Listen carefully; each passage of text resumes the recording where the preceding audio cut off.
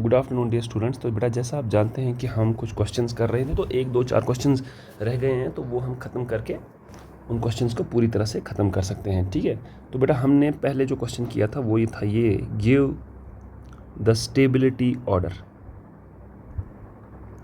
Give the stability order, किसका बेटा stability order आपको देखना है। तो मैंने आपसे कहा था ऐसा वाला क्वेश्चन हम कर रहे थे। यहाँ पर बेटा क्या होगा, NO2 इस पर थी माइनस चार्ज। फिर बेटा जो हमने लास्ट में किया था, मैंने वो सवाल फिर से स्टार्ट किया है। यहाँ पर नेगेटिव चार्ज और बेटा यहाँ पर है NO2। तीसरा वाला आप कंसिडर करो नेगेटिव चार्ज और बेटा यहाँ पर OH। ठीक है, अब बेटा यहाँ से क्या बोलोगे, यहाँ से बोलोगे नेगेटिव चार्ज और बेटा यहाँ से बोलोगे CH3।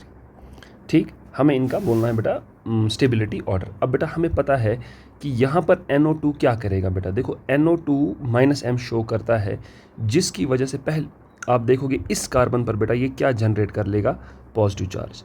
लेकिन जो पॉजिटिव चार्ज NO2 क्रिएट कर रहा है वो किस ऑर्बिटल में है, p ऑर्बिटल में।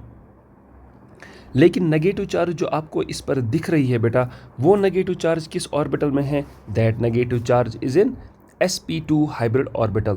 तो क्या NO2 ने जो -M इफेक्ट लगाया है, क्या उसको आपको ध्यान में रखना है कि मतलब -M नेगेटिव चार्ज को स्टेबलाइज कर रही है? बिल्कुल भी नहीं।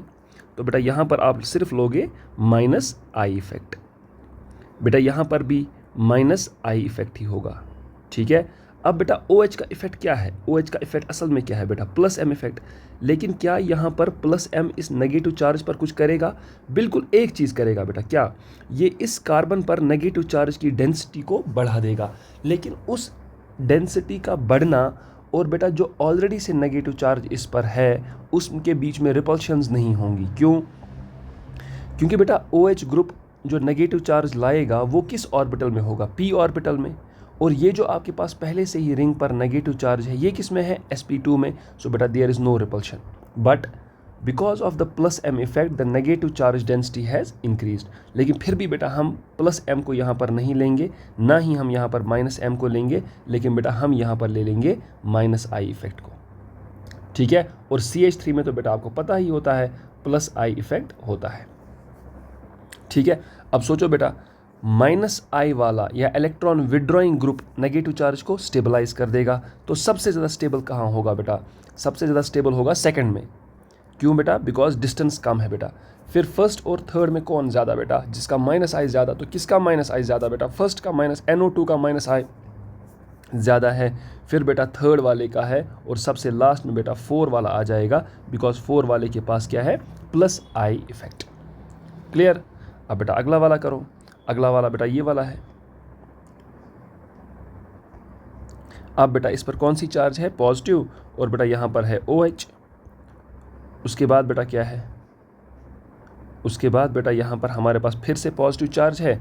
अब बेटा यहाँ पर है NO2, और लास्ट में बेटा मेरे पास यहाँ पर क्या है, यहाँ पर ऐसे ऐसे ऐसे, और बेटा यहाँ पर पॉजिटिव चार्ज, यहाँ पर बेटा हमारे पास है CH3। अब ज़रा इसका आंसर दो। देखो बेटा ये जो पॉजिटिव चार्जेस रिंग पर हैं, these positive charges are in sp2 hybrid orbital. ठीक है, जैसे यहाँ पर ये नेगेटिव चार्ज sp2 में थी, वैसे ही यहाँ पर ये पॉजिटिव भी कहाँ है, sp2 में। अब बेटा OH क्या करेगा, OH लाएगा ना +M इफेक्ट।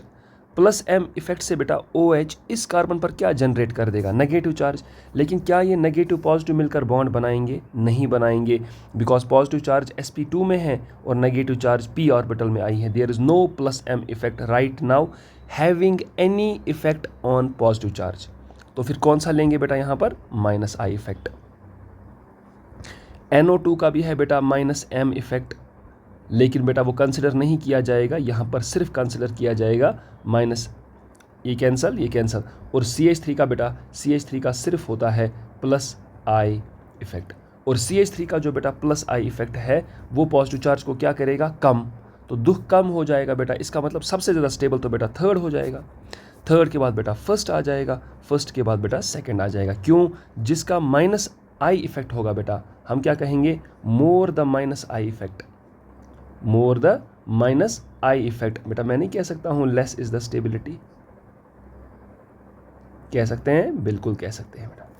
ठीक है, अब देखो बेटा इसके बाद नेक्स्ट वाला बेटा और इंटरेस्टिंग है, लेकिन उसमें आपको क्वेश्चन लिखना पड़ेगा बेटा। The question states that give the KB order, और बेटा आप बोल सकते हो give the basic strength order, give the basic strength order, give the basic strength order. ठीक है, देखो बेटा क्या क्या दिया गया है, ये देखिए ये देखिए ये देखिए, यहाँ पर बेटा आपको दिया गया है NO2। ठीक, उसके बाद बेटा चलो मैं एक काम कर लेता हूँ, let me just do one thing, मैं एक काम करता हूँ, इसको सीधा लिखता हूँ, जैसे बेटा ऐसे NO2, और इस नाइट्रोजन पर क्या है, लोन पेयर। अब बेटा यहाँ से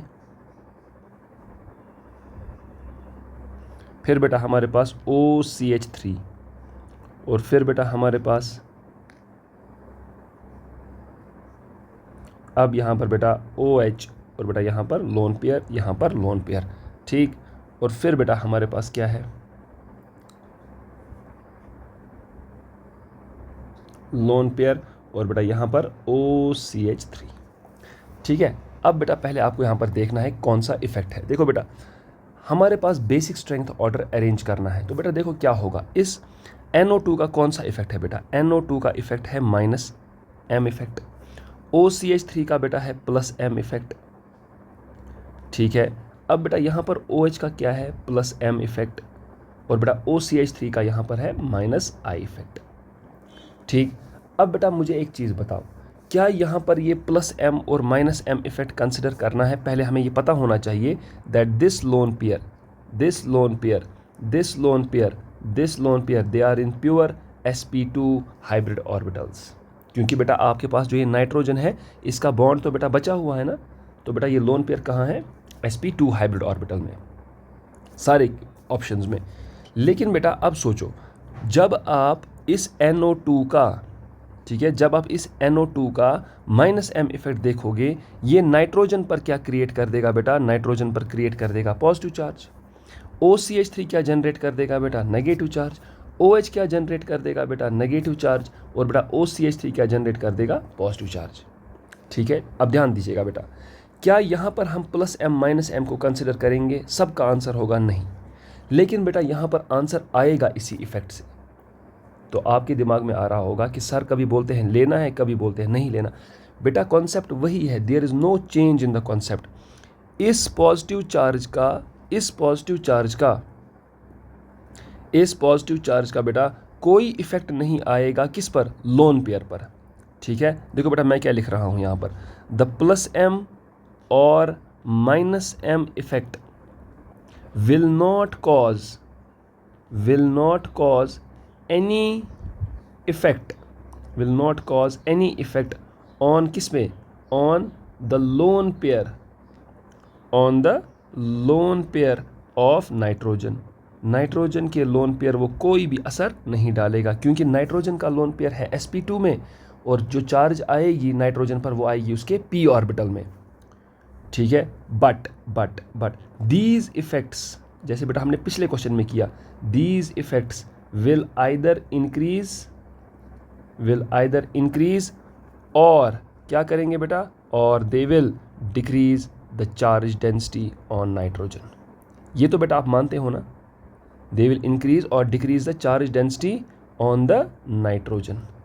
जैसे बेटा हमने पिछले टाइम पर किया था, अगर आपको याद है, पिछले टाइम पर बेटा मैंने आपसे कहा था यहाँ पर क्या जनरेट हो रही है बेटा, यहाँ पर जनरेट हो रही है पॉजिटिव चार्ज, तो हम बोलेंगे NO2 का जो -M इफेक्ट है ना, वो इस कार्बन पर इलेक्ट्रॉन डेंसिटी थोड़ी कम कर रहा है, लेकिन उस इलेक्ट्रॉन डेंसिटी कम होने का कोई भी इफेक्ट नहीं आता है नेगेटिव चार्ज पर।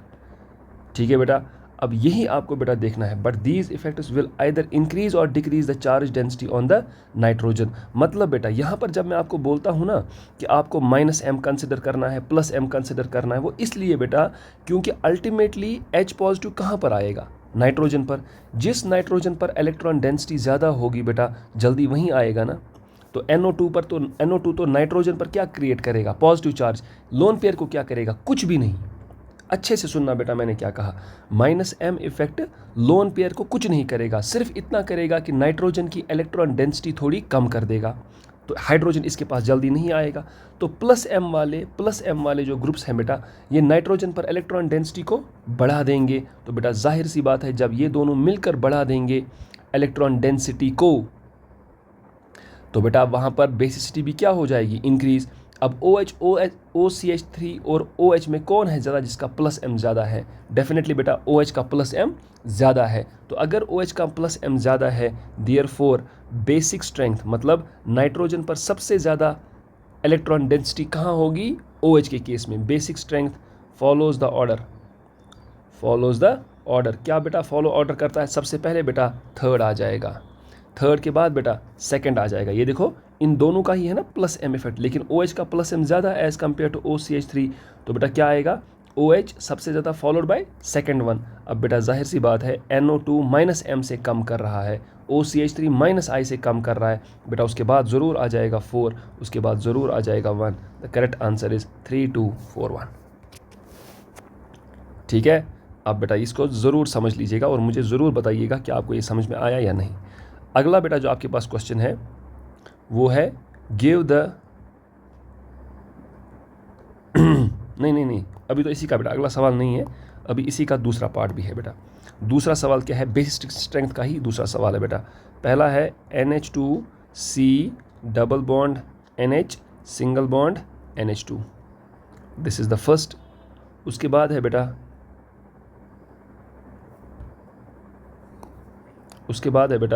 NH2C double bond NH single bond OH, ये बी है बेटा। उसके बाद है बेटा NH2C double bond NH single bond CH3, ये तीसरा है बेटा। चौथा बेटा NH2C डबल बॉन्ड NH और बेटा यहाँ पर साइनाइड है। ठीक, आपको बेसिक स्ट्रेंथ ऑर्डर बेटा बता देना है।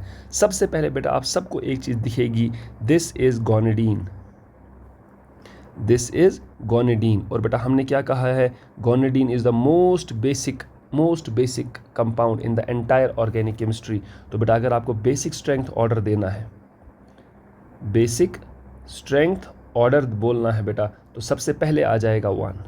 अब 1 के बाद जितने भी तीनों हैं, मतलब ए ऑप्शन, तो बेटा वो गोनिडीन लाइक हैं, तो उस बेसिस पर तो आंसर आप नहीं लाओगे। देखो बेटा ये वाली चीज़ आपके लिए क्या है, कॉमन, ये वाली चीज़ आपके लिए क्या है, कॉमन, ये वाली चीज़ आपके लिए क्या है, कॉमन है।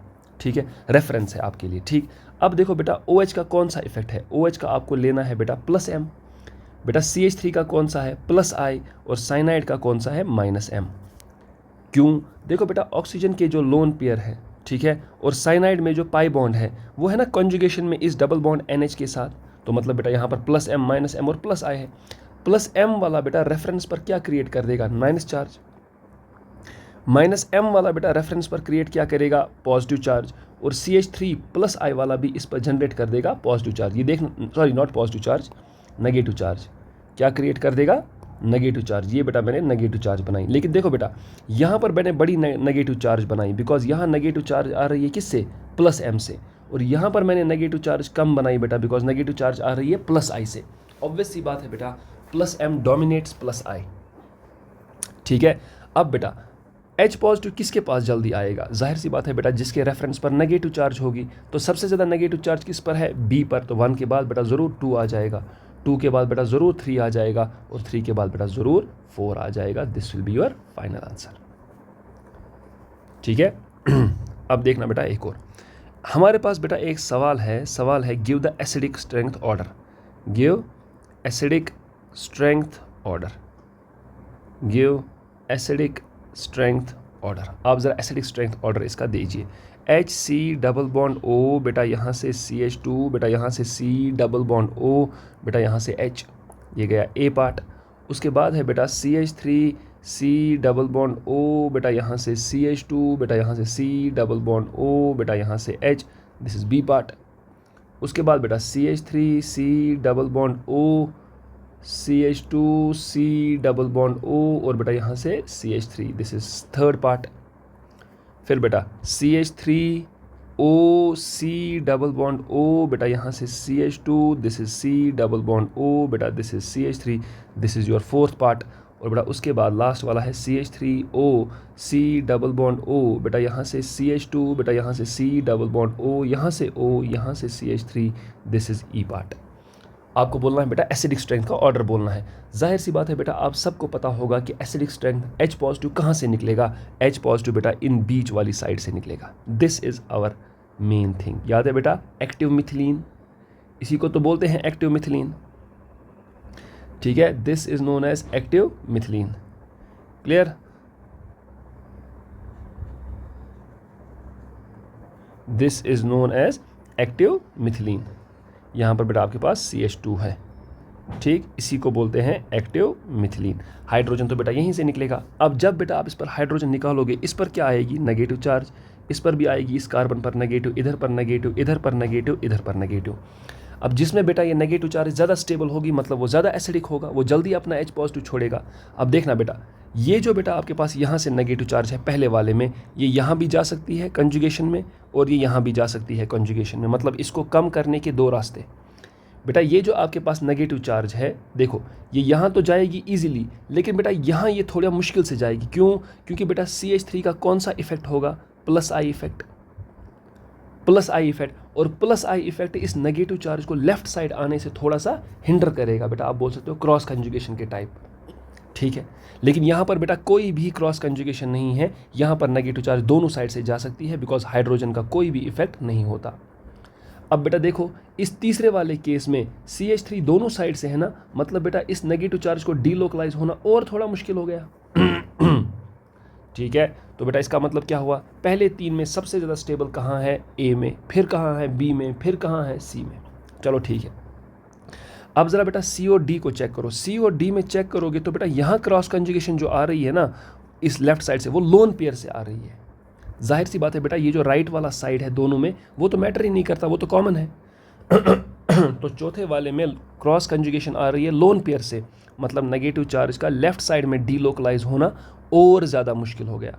और फिफ्थ पार्ट में बेटा बिल्कुल भी चार्ज जा ही नहीं सकती है। क्यों? क्योंकि बेटा दोनों साइड से लोन पेयर का क्या आ गया है, कॉन्जुगेशन आ गया है, क्रॉस कंजुगेशन आ गया है। तो सबसे ज़्यादा अनस्टेबल कहाँ है नेगेटिव चार्ज, वो बेटा E पार्ट में है। तो इसका मतलब बेटा E का जो बेसिक नेचर है वो बहुत ज़्यादा है, तो इसका जो कॉन्जुगेट एसिड है वो तो बेटा बहुत वीक है। मतलब बेटा सबसे लास्ट में आएगा E। सबसे जल्दी कौन देगा, जो सबसे ज़्यादा स्टेबल, सबसे ज़्यादा स्टेबल कौन, पहला वाला। तो बेटा पहले पहला वाला आएगा, फिर दूसरा वाला आएगा, फिर C आएगा बेटा, फिर D आएगा, और लास्ट में बेटा E आ जाएगा। क्लियर? इस तरह से बेटा आपको सवाल करने हैं। और बेटा आज का जो आखिरी सवाल है वो आपको देखना है कि कैसे करेंगे। देखो बेटा लास्ट सवाल क्या है। लास्ट सवाल कहता है बेटा arrange in bond angle around nitrogen, bond angle around nitrogen उस ऑर्डर में। देखो क्या मतलब सर, क्या मतलब, क्या बोल रहे हो। देखो बेटा यहाँ से बेटा हम करेंगे, हमें दिया गया है NH2 और बेटा यहाँ से लोन पेयर, ठीक। फिर बेटा मुझे क्या दिया गया है, मुझे दिया गया है बेटा NH2 यहाँ पर, और बेटा यहाँ पर मुझे दिया गया है CHO। मतलब बेटा फिर बेटा मुझे यहाँ पर दिया गया है फिर से NH2, और बेटा यहाँ पर मुझे दिया गया है OH। आपको बोलना है अराउंड नाइट्रोजन। बेटा ये जो आप नाइट्रोजन लिख रहे हो ना, ये वाला नाइट्रोजन, इस नाइट्रोजन के अराउंड, इस नाइट्रोजन के अबाउट आपको बोलना है बेटा क्या, कि बॉन्ड एंगल कहाँ ज़्यादा है। क्या मतलब सर, हमें समझ नहीं आया। देखो बेटा, क्या पहले वाले में रेजोनेंस होगी, बिल्कुल बेटा। ये लोन पेयर कहाँ आएगा, नीचे। तो बेटा इस बॉन्ड का नेचर क्या होगा, डबल बॉन्ड। तो अब बताओ नाइट्रोजन की हाइब्रिडाइजेशन क्या हो जाएगी, sp2। तो sp2 की वजह से इसका बॉन्ड एंगल कुछ होगा। सर दूसरे वाले में भी तो sp2 होगा, सर तीसरे वाले में भी तो sp2 होगा, लेकिन होगा बेटा कुछ और के साथ, ठीक है। तो हम कहेंगे द लोन पेयर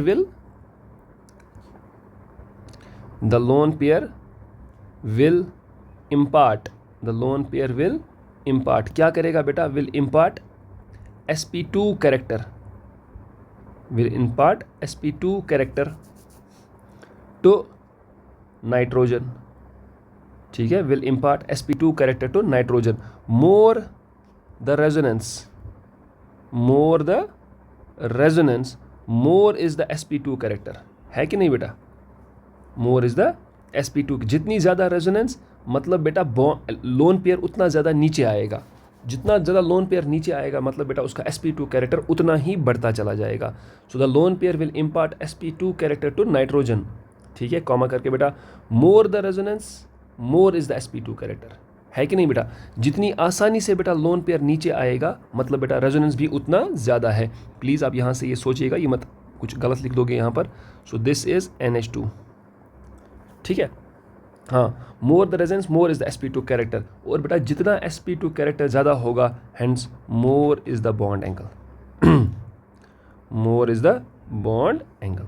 और जितना बेटा sp2 कैरेक्टर कम हो जाएगा मतलब जितना ज़्यादा ये लोन पेयर नीचे नहीं आएगा तो मतलब बेटा नाइट्रोजन के अराउंड डबल बॉन्ड नहीं बनेगा, तो उसका sp2 कैरेक्टर उतना कम हो जाएगा, तो वो ज़्यादा क्या होगा sp3, क्या होगा sp3। सोचो बेटा अगर ये लोन पेयर नीचे ही नहीं आया तो ये तो नाइट्रोजन के पास ही है, तो नाइट्रोजन की हाइब्रिडाइजेशन क्या हो जाएगी sp3। लेकिन अगर ये नीचे आ गया बेटा तो नाइट्रोजन की हाइब्रिडाइजेशन क्या हो जाएगी sp2।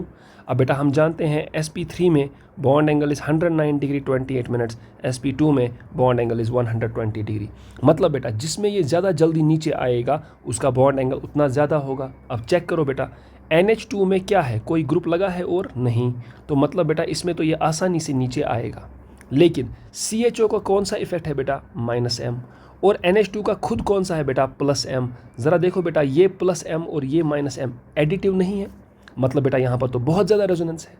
अब NH2 का क्या है बेटा, NH2 का है +M, OH का भी क्या है बेटा +M। ज़रा सोचो बेटा क्या ये दोनों +M अपोज करके नाइट्रोजन के लोन पेयर को रिंग में आने देगा? नहीं, बिल्कुल भी नहीं। ये उसको बोलेगा तुम अपने ही पास बैठो। तो मुझे बताओ बेटा सबसे ज़्यादा रेजोनेंस कहाँ? सबसे ज़्यादा रेजोनेंस बेटा सेकंड वाले में। अगर सबसे ज़्यादा रेजोनेंस सेकंड वाले में तो बेटा नाइट्रोजन के अराउंड जो डबल बॉन्ड कैरेक्टर होगा वो भी ज़्यादा होगा, और जितना ज़्यादा डबल बॉन्ड कैरेक्टर उतना बॉन्ड एंगल ज़्यादा, क्योंकि बेटा sp3 का बॉन्ड एंगल 109 डिग्री, sp2 का 120 डिग्री, तो सबसे ज़्यादा बॉन्ड एंगल बेटा सेकंड में होगा। सेकंड के बाद बेटा देखो थर्ड वाले में कम से कम एक तो है ना ऐसा जो रोक रहा है, फर्स्ट वाले में तो कोई नहीं रोक रहा है। इसका मतलब बेटा सेकंड के बाद फर्स्ट आएगा और फर्स्ट के बाद बेटा थर्ड आ जाएगा। Is this clear? तो बस बेटा ये हमारे पास सवाल थे जिनको आप ख़त्म कीजिए। इंशाल्लाह बेटा हम अगली क्लास में कंटिन्यू करेंगे, ठीक है। तो 2 1 3, ठीक। कोई भी डाउट हो बेटा please ask me in the comment section, ठीक है। चलिए बैठे, अल्लाह के हवाले।